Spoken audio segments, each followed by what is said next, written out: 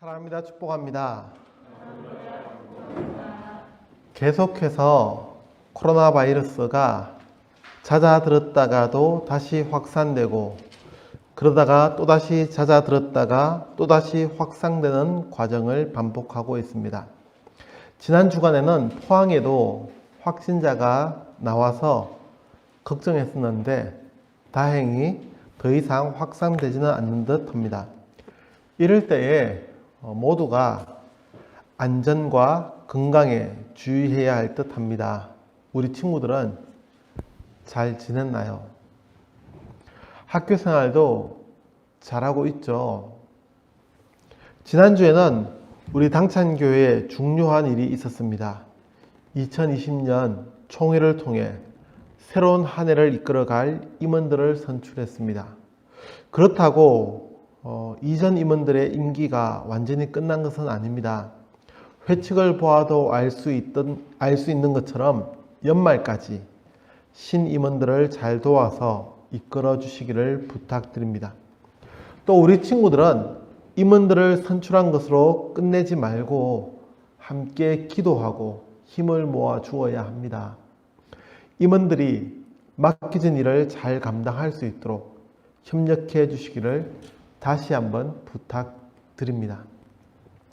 또 기쁜 소식이 있습니다. 지난주에 미리 광고를 했어야 했는데 잊어버리고 미처 하지 못했습니다. 주보에도 광고가 된 것처럼 어제는 포항남노회 중고등부연합회의 총회가 있었는데 쉽게 말해서 우리 당찬교회와 같은 부서들의 연합체입니다. 아무튼 거기서 우리 김병훈 선생님이 10년 근속 교사상을 받았습니다. 지난 10년 동안 한 해도 빠지지 않고 교사로 봉사했다는 의미입니다.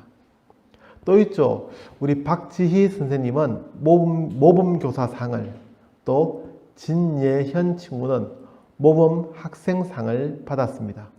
모두 축하드립니다. 얘기가 좀 길었습니다. 그래도 할 건 해야죠. 옆에 앉은 친구하고 인사하겠습니다. 일주일 동안 잘 지냈는지 일주일 만에 만나는 친구에게 사랑합니다 라고 인사하겠습니다. 인사해 주십시오.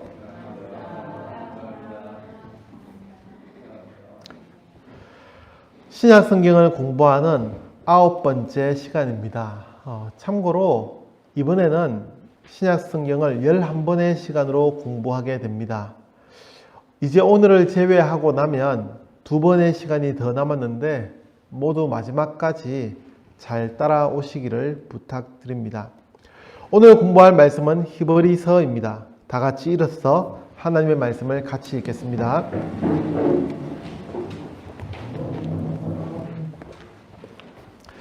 시작. 그리스도께서는 장래 좋은 일의 대제사장으로 오사 손으로 짓지 아니한 것 곧 이 창조에 속하지 아니한 더 크고 온전한 장막으로 말미암아 염소와 송아지의 피로 하지 아니하고 오직 자기의 피로 영원한 속죄를 이루사 단번에 성소에 들어가셨느니라.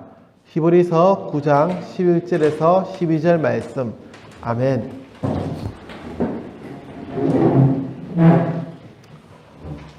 히브리서는 신약의 레위기라고 불릴 만큼 구약 성경, 그것도 율법에 대해서 많이 언급하는 성경입니다. 그리고 히브리서에는 우리 친구들도 몇 번 들어보았을 듯한 성경 구절도 많이 있습니다. 그 중에서도 히브리서는 구약의 제사 제도와 희생 제물에 대해서, 그리고 대제사장 직분을 언급하며 이 모든 것이 예수 그리스도의 예표임을 말씀해 줍니다.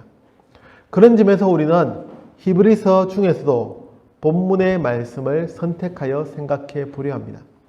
우선 히브리서에 대한 간략한 소개를 하면, 히브리서는 전체가 13장으로 되어 있고 신약의 다른 많은 성경과 같이 서신, 즉 성도들에게 보낸 편지라고 합니다. 하지만 일반적인 편지의 형식을 취하고 있지는 않습니다.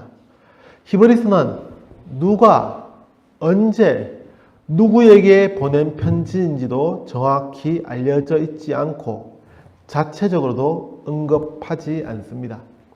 히브리서의 주된 목적은 믿음을 잃지 않도록 또 믿음이 나태해지거나 둔하게 되지 않도록 경고합니다. 특별히 예수님께서 하나님의 뜻에 복종하여 십자가에 죽으심으로 구원을 성취하셨음을 증언합니다.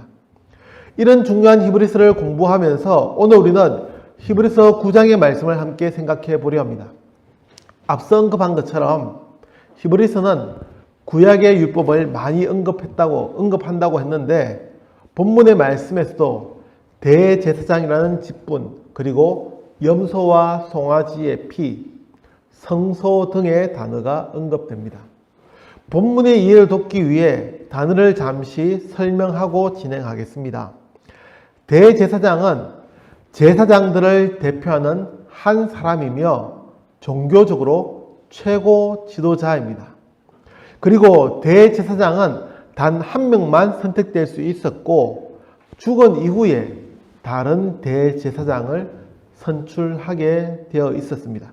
물론 신약 시대에 이것을 지키지 않아 대제사장이 2명일 때도 있었지만 그건 그때가 잘못된 것이었습니다.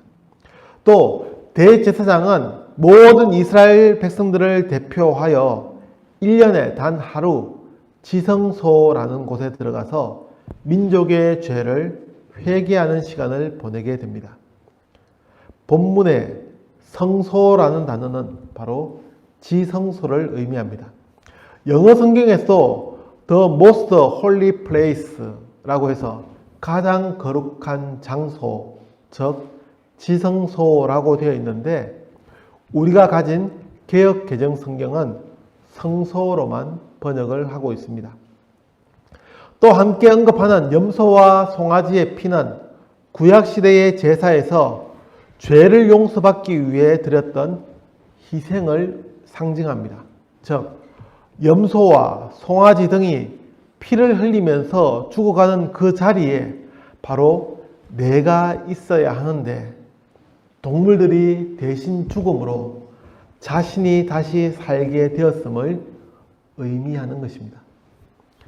히브리서는 이스라엘 백성들을 대표하던 대제사장과 같이 예수님이 이 땅에 오셨고 우리를 대신하여 친히 죽으심으로 우리의 모든 죄가 완전히 용서되었음을 선포하고 있습니다. 그래서 성소, 즉 지성소에 들어가게 되었다는 말씀입니다. 지성소는 하나님을 직접적으로 만나던 장소였습니다. 그래서 가장 거룩한 장소, 지성소라고 하고 1년에 단 하루만 들어갈 수 있었습니다. 우리가 지성소에 들어가게 되었다는 말씀은 우리의 모든 죄가 용서되었고 우리가 깨끗하게 되었다는 말씀입니다. 하나님은 이 세상을 창조하시고 아담과 함께 하셨습니다. 그러나 죄가 인간의 마음속에 들어오면서 하나님과 우리의 관계는 깨어졌고 멀어지게 된 것입니다. 결코 우리의 모습으로는 하나님 앞에 나갈 수 없는, 결코 하나님을 만날 수 없는 죄인이 되었습니다. 그러나 예수님이 피 흘려 죽으심으로 그 피로 말미암아 영원한 속죄를 이루어 주셨고 아담이 죄를 짓기 전에 하나님과 함께 할 수 있었던 것처럼 우리도 하나님을 만나는 지성소에 들어가게 되었다는 말씀입니다. 여전히 우리는 죄를 지으며 살아갑니다. 앞으로도 마찬가지라 생각합니다. 우리는 늘 작은 시험에도 넘어지고 실수하기 마련입니다. 죄라는 것은 하나님을 인정하지 않는 것이며 하나님의 계획은 무시하고 내 마음대로 살려는 모습입니다. 그런 모습으로 우리는 매일 반복하며 살아갑니다. 그럼에도 우리가 이 시간에도 하나님 앞에 나와서 예배 드릴 수 있는 것은 바로 본문의 말씀과 같이 예수님께서 영원한 속죄를 이루어 주셨기 때문입니다. 우리의 죄가 해결되지 않고는 하나님 앞에 설 수 없습니다. 예배 드릴 수도 없습니다. 그래서 구약시대의 제사에서 가장 중요한 것은 죄를 해결하는 것, 즉 속죄였습니다. 그런 속죄의 제사가 더 이상 필요하지 않는 것은 예수님께서 십자가에 죽으심으로 우리의 모든 죄를 다 용서하셨기 때문입니다.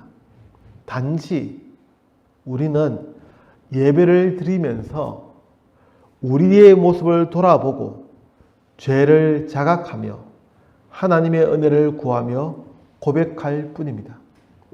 사랑하는 당찬교회 친구 여러분, 어쩌면 히브리서는 우리 친구들이 읽기에 조금 어려울지 모릅니다. 구약시대의 율법에 대해서 기본적인 이해를 가지고 읽어야 하기 때문입니다. 그럼에도 이 히브리서를 꼭 공부해야 하는 것은 이미 이루어진 성취된 하나님의 약속, 즉 구원에 대한 확고한 고백과 정언이 자리 잡고 있기 때문입니다. 이 믿음의 고백이 흔들릴 때에 히브리서에 대한 간략한 소개에서 언급한 것처럼 우리가 믿음을 잃어갈 때에 또 믿음이 흔들리고 둔해질 때에 다시 펼쳐 보아야 할 중요한 하나님의 말씀입니다. 코로나 때문에 하나님께 예배 드리는 것이 소홀해지고 모이는 것이 꺼려지는 시대가 되었습니다. 이런 시대에 다시 히브리서를 읽으면서 우리의 믿음을 돌아보고 다잡는 기회가 되기를 간절히 기도합니다. 예수님께서 이루어주신 구원의 역사를 잊지 않고 고백하는 우리 친구들의 삶이 되기를 간절히 기도합니다. 기도하겠습니다. 신약 성경을 공부하는 시간 히브리서를 통해서 우리에게 이루어주신 구원의 역사, 하나님의 은혜의 역사를 다시 생각해 봅니다.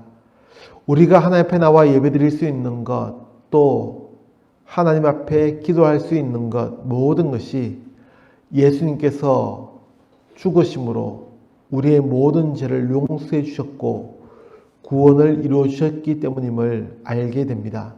하나님, 우리의 믿음이 나태해질 때에, 우리가 믿음을 잃어갈 때에 이 히브리서의 말씀을 통해서 우리의 믿음을 더욱 다잡게 하시고 흔들리지 않는 믿음으로 살아가게 하옵소서.